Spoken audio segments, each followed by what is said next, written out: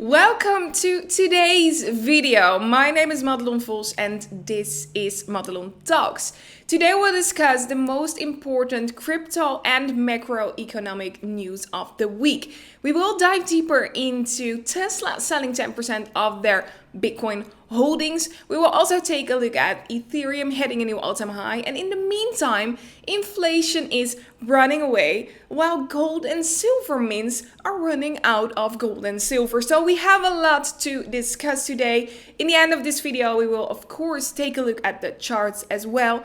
But for now, I will start by making myself a little bit smaller. And I also wanted to say that if you haven't subscribed to the channel yet, please make sure to do so because it's really important for you to get this knowledge every week. And also make sure to share it with your friends, share it with your family, and click on the bell so you will get notified every once when there is a new video online.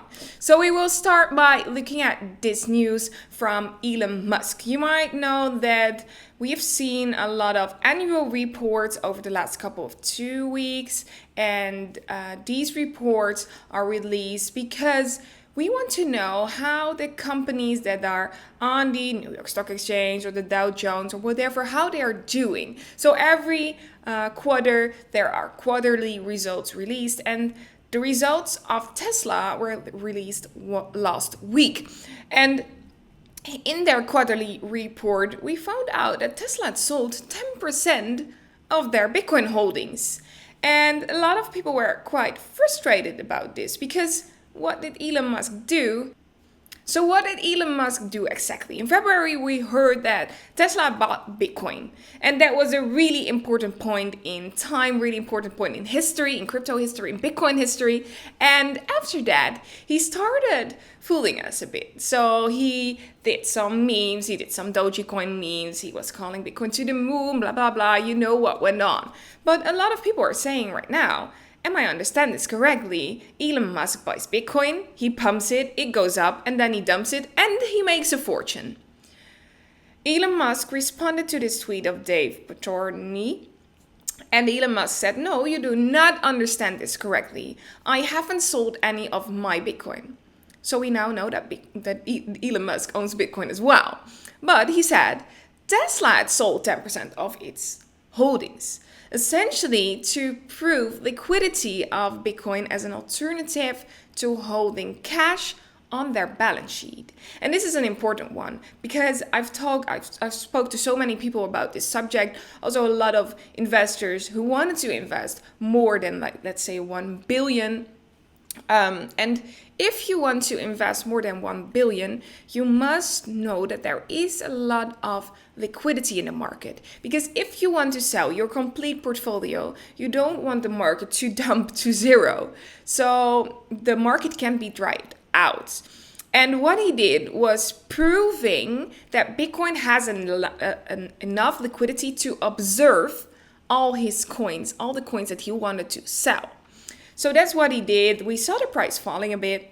Let's say, I think it was around 20%, and maybe he started a dump, but the price fell a bit, of course. But he wanted to prove the liquidity of Bitcoin. And now he has proven it. There is enough liquidity. I'm not sure if he bought back already, but he's certainly going to do so. But then there was someone on Twitter calling this a really good step because Mark van der Scheijs, you probably know Mark as one of the investors in HUD-8. He's now not an investor in HUD-8 anymore, but HUD-8 is one of the biggest, or maybe even the biggest mining corp of the world, Bitcoin mining corp of the world. They're located in Canada, and Documenting Bitcoin said Tesla has made more profit by selling Bitcoin than in 14 years of selling cars. So they sold Teslas over the last couple of 14 years, and they didn't make as much as they did by selling 200 something million dollars in Bitcoin. And of course, they had created a position of 2 billion in Bitcoin, and they sold around 2 million something. It was a little bit more, maybe 230 million or so. And Mark van der Scheijs said they did not just make more money with Bitcoin than they did with selling cars in 14 years, but they did it in just 1 month. They started buying Bitcoin in February, and then in March, they sold again. So yeah, it's completely nuts what he did. And we can say that he is probably going to buy back more Bitcoin and maybe even doing dollar cost average like MicroStrategy. But this is something you must understand what's happening underneath the surface. It's not just selling, pump and dumping. So having said that, money makes the world go round. Even though we thought that Tesla was doing something like this, JPMorgan certainly does.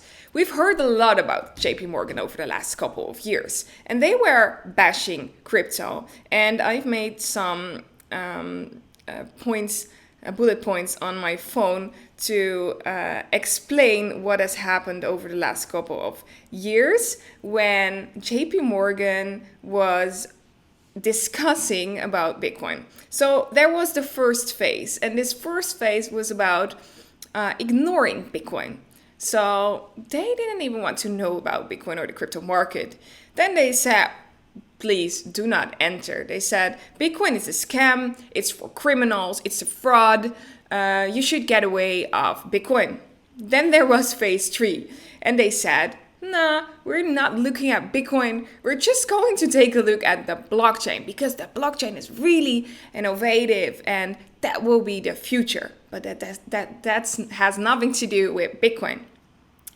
Then they said, some Bitcoiners could be quite smart, but it's a niche. Most of them are not. In phase 5, they said, maybe you should put 1% of your total wealth into Bitcoin, but you can't do it with us. You must find someone else to bring your USD to. And then we had phase 6 looking for alternatives, and they were, of course, looking at central bank digital currencies, which was great and might be the future and blah, blah, blah. And then phase 7 was the acceptance phase, and we are in phase 7 right now. They said, you can buy your Bitcoin at us and we will keep it for you. And that's where we are at now. JP Morgan launches a Bitcoin fund for rich clients after years of bashing crypto. So money makes the world go round. This isn't about being a part of a revolution or really seeing what the important factors of Bitcoin are. No, this isn't about that. It's just about making money, in my honest opinion. We also saw RuPaul tweeting last week about how oversold Bitcoin was. And this was around the time that Tesla had sold 10% of their holdings. The price went down and we saw the RSI falling below 30. And below 30 is an oversold a characteristic. If the price of the RSI or the relative strength index is what it's called, if that figure is going below 30, then we say that the market is oversold. And we have seen that. The last time we've seen that was in March of 2020. And in March of 2020, we had this liquidity crisis. And this liquidity crisis was caused by the start of the pandemic. We saw it in every market, of course. We saw it in the Dow Jones, in the Nasdaq, and it happened for cryptocurrencies and Bitcoin especially as well. And last week, Bitcoin wasn't as oversold as over the last couple of months than it was in March of 2020.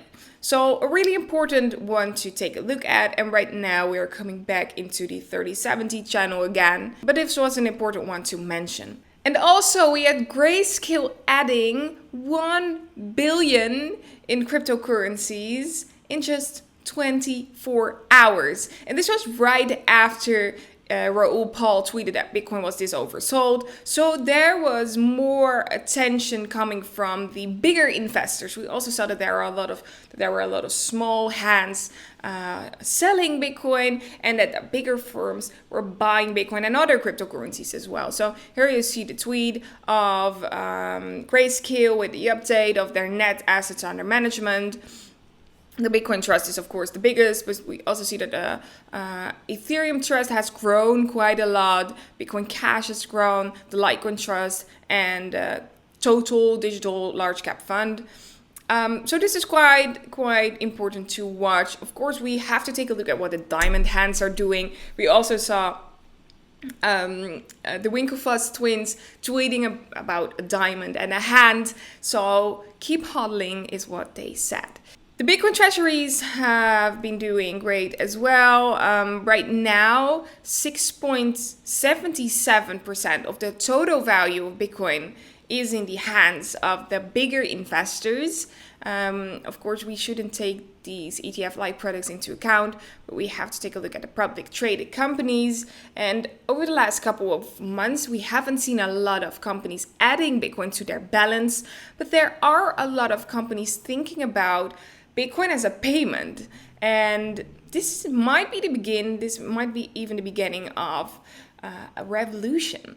And this is a revolution in which people want to own Bitcoin and pay with Bitcoin and want to receive Bitcoin. So they're not looking for fiat money anymore. The same as what we saw in Turkey when the total value of the lira collapsed.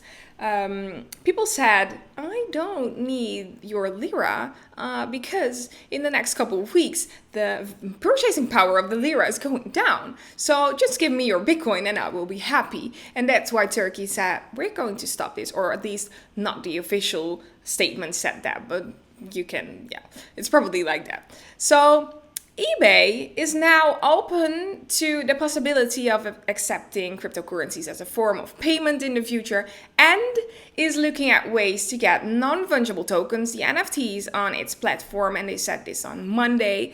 And if they do so, Bitcoin is becoming, or at least crypto, maybe even NFTs, is becoming a step closer to becoming mainstream. And eBay said, we have no immediate plans, but we are keeping an eye on this. So it's quite a rumor and they're keeping an eye on it, which is great, but we won't see them doing this in the next couple of 6 months or so. Also, Ethereum hit a new all-time high for the first time. Ethereum is now larger than the Bank of America. And this is quite a strange comparison because Ether does not have anything to do with our monetary system, with banking. It doesn't have anything to do with that. So a lot of people ask me about altcoins and my vision on that. But in the basis, I bought Bitcoin because of her fundamentals aspects. So there's no inflation involved. You can do payments from a person to a person. So there's no bank involved as well. We don't have the third party risk anymore. So for me, that point is really important. Being your own bank, to me, is really important. And that does not have anything to do with what Ether is doing. A lot of altcoins are doing great things, but it's for a separate market, and I'm more into macroeconomics and less into the startup thingy. But Ether is doing great. Ethereum token eclipsed the psychological significant mark of 3,000 per token on Monday, rising as high as 3,003 on Binance even. The Ethereum price reached the milestone on several major exchanges, including Bybit, Coinbase, BitMEX, and Ethereum. The surge has helped Ethereum to overtake institutions such as Walt Disney. I think this is a way better comparison than the Bank of America, to be honest, but okay. The world's largest smart contracts enabled layer on the blockchain has grown 24% on the week to almost 350 billion according to CoinMarketCap. And this is a remarkable run, of course. Why is the price of Ethereum going this high? Because we've heard so many stories about Ethereum failing, a lot of competitors. They also have had, or at least have done a lot of have said a lot of promising things, but they haven't done a lot of promising things. So Ethereum 3 halvings are not priced in. That's what David Hoffman said. We also saw that there were a lot of Bitcoin holders turning to Ethereum. Here in this article, they said, however, Ethereum does not have some competition in the form of other smart contracts enabled layer 1 chains. The growing popularity of Ethereum is partly to blame for the exorbitant transaction fees on the chain, although they have subsided somewhat in the recent weeks, and the absence of viable layer 2 scaling options like rollups means multiple competitor chains have seen surge in activity. So Ethereum is used quite a lot more over the last couple of weeks or even over the last couple of months. And yeah, it's not priced in. That's what they say. I'm not an expert on Ethereum, but I can imagine that during this hype, there's just a lot of money available, and we saw a lot of Bitcoin holders turning to Ethereum. Ethereum is doing great, way better than Bitcoin right now, but we must see how this ends up in the future. I don't see Ethereum as a store of value or as a payment mechanism. To me, it's just a launching platform for, let's say, startups. You can compare it to this. We also saw that looking at prices going up, that the agriculture spot index is rising to record highs. This is the highest price since 2015. We haven't seen the agriculture spot index being this high, but also the sharpness of it, it's almost looking like it's going vertical, is quite heavy. So what does this mean? This means that all the agricultural products are getting more expensive, and not a bit more expensive, but a lot more expensive. And to me, this comes from the money printing, the start of the printing of money in 2020, and the government, or at least the Federal Reserve, printed 21% of the total fiat in USD available in 2020, and they keep printing more money, and that's why the prices are keep rising. But before we see this effect, it takes some time, and you have to take into account that we are still in some sort of lockdown phase, and during this lockdown, a lot of people are saving money. They are not throwing their money to supermarkets, to, let's say, restaurants, or parks or whatever. They are not going out as often as we are used to. And the velocity of money is a really important one when looking at inflation. So if there is a lot of money flowing around if the velocity is high, then the prices will increase significantly. And we haven't seen the velocity of money increasing yet, but we probably will see. And Willem Middelkoop said last week, getting rich in fiat is not the problem. He's right, that's not the problem. But staying rich in real asset will make or break you in the next decade. So you have to know what you can do with your money and what are the best places. I always see the economy as, or at least when you are looking at your wealth, you can put your wealth in different boxes, and you can put your wealth at the bank. So you will give a loan to the bank and the bank pays you interest. That's one place to put your money. You can also say, I'm going to invest it in stocks or in bonds. You can invest it in cryptocurrencies. You can invest it in gold and silver, or just in cash. And all these different boxes are doing, you can also take a look at real estate, by the way, but all these different boxes are doing great or doing bad or whatever. Money is flowing around from these boxes all the time. And if you put your wealth in the right box, then you're doing great. But it's quite heavy to make a decision on which box is the best, or at least do some portfolio analysis, put a bit in this box, put a bit in that box, and a bit in that box. But we haven't seen anything like this from a macroeconomic perspective before. So it's quite hard to make a decision. And that's what Willem Middelkoop is saying as well. Staying rich in real assets will make or break you in the next decade. And it's quite hard to choose the right asset. Jeroen Blokland is tweeting about the US headline inflation. We saw that the trend models of, let's say, food prices are coupled to the agri spot index. Food prices are rising, oil is rising. Also, for example, the plastic prices are on the run. And if that happens, the USA CPI year on year has to spike as well. Usually we see them coming together a little bit later, but they will eventually come together. And Jeroen Blokland is saying a spike of 7%. What does this mean?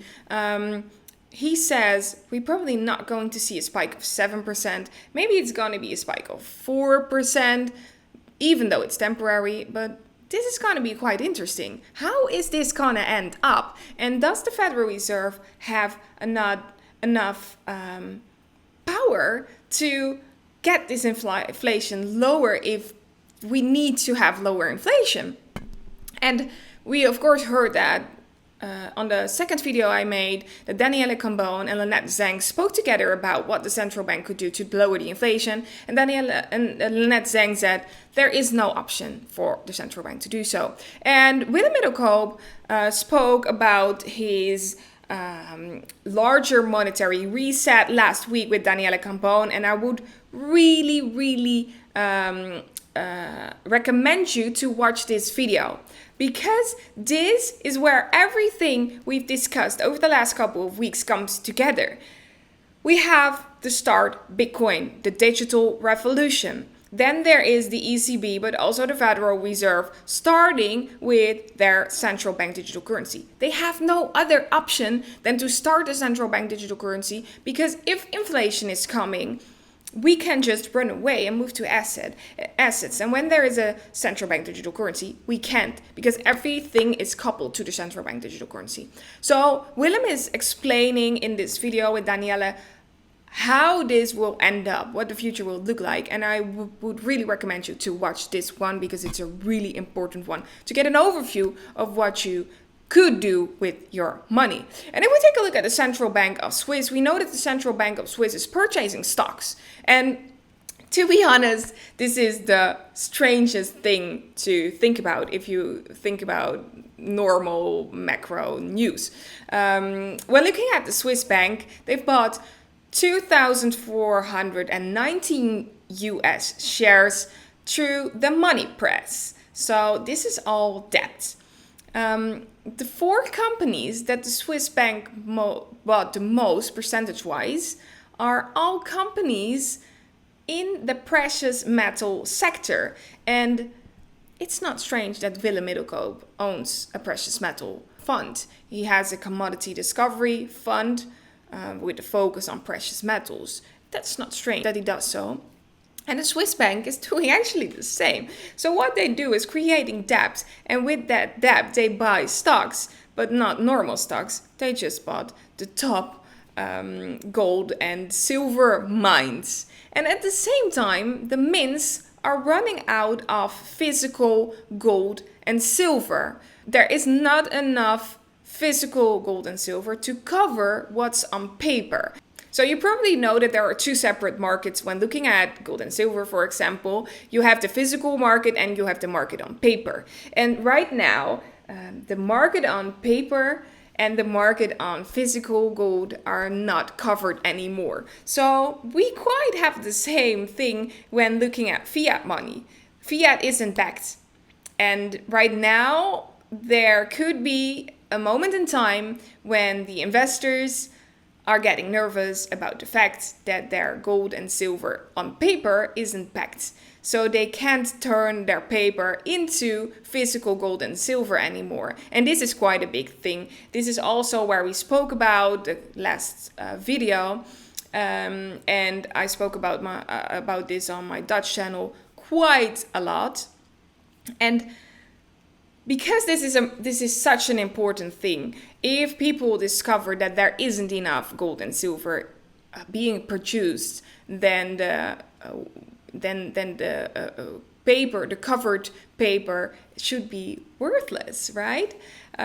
So there are a lot of strange things going on right now. We see the price of Bitcoin rising, the price of Ethereum rising, the price of houses rising quite a lot, even though JPMorgan says there's no bubble involved. But I don't think we have to keep JPMorgan as a good source, right? But the inflation is on the run, and gold and silver, there's no gold and silver anymore. So you can imagine that there is a lot going on right now. I would also recommend you to watch this video from Mats Pelsvig, a former investment banker, was a politician and an activist, and he has interesting insights on the financial system, the banking system, and the current situation. So you should watch this video. It's only like 25 minutes or so, and he is speaking about the fact that money is privately owned and how we could protect ourselves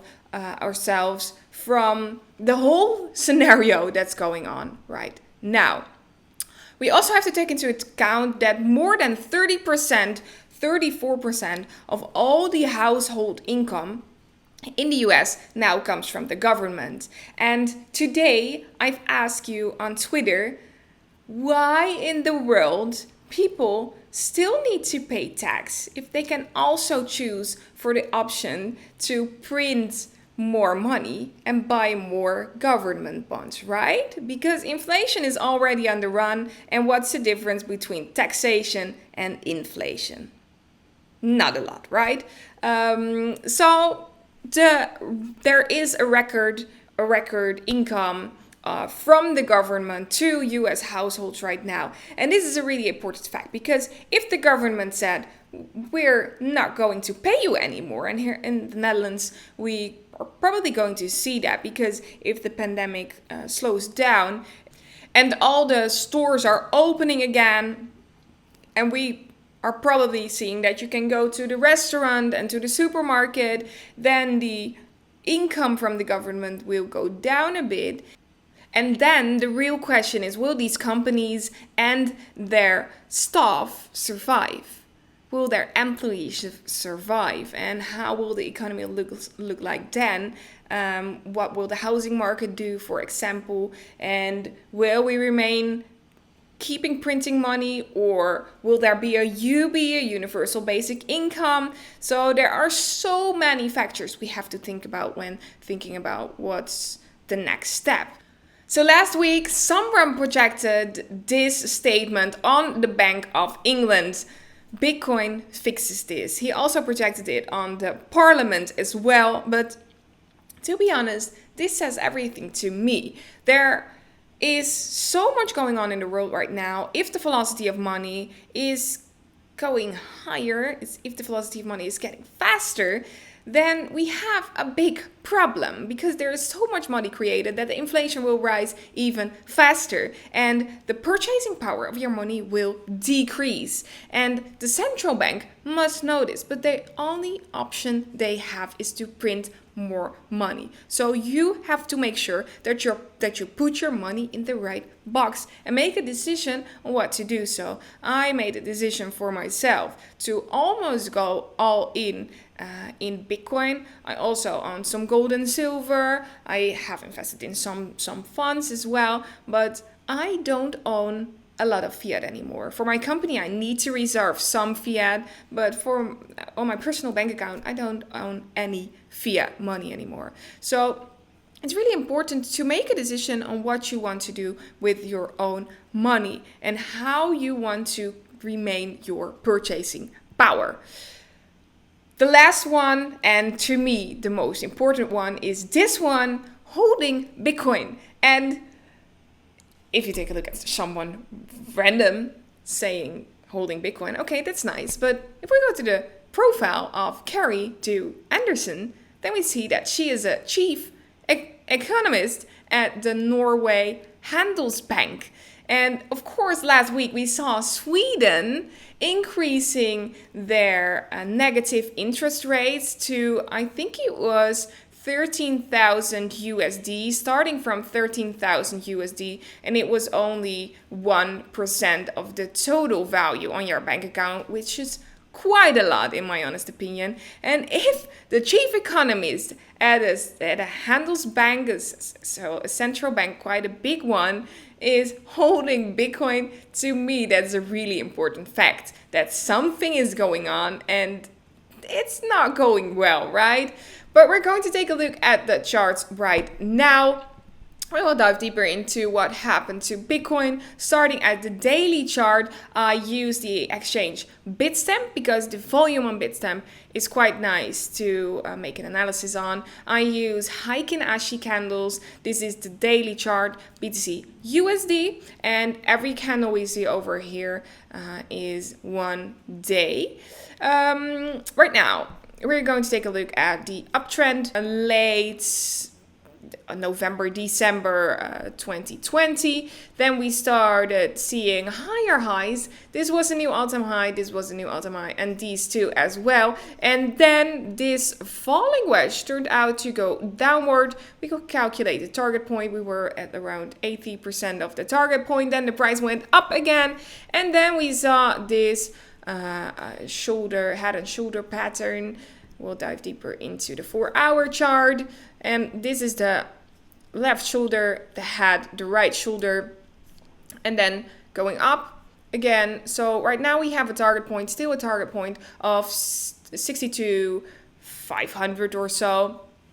And this is the uptrend in which we are right now. The highs are getting a bit lower, but still higher highs and higher lows, which is great. Actually, we're going to zoom in a little bit more. And we are sitting over here right now. So actually we're still in this uptrend, which is quite good. We're on the lower level of the uptrend. If we break down, and this is the new support level we are going to visit. But remember that we are still having this target point. It can take a couple of days, maybe even a week or a week and a half before we will visit that point. I will also take a look at the Bitcoin futures, because these are really important ones, Bitcoin futures. And these are important because I will switch to the 4-hour and then to the normal candlesticks, because they have gaps. And these gaps need to be filled. When we fell down, this was a target point from the rising wedge. And then we needed this gap to be filled over here from, let's say, this point to at least 60K.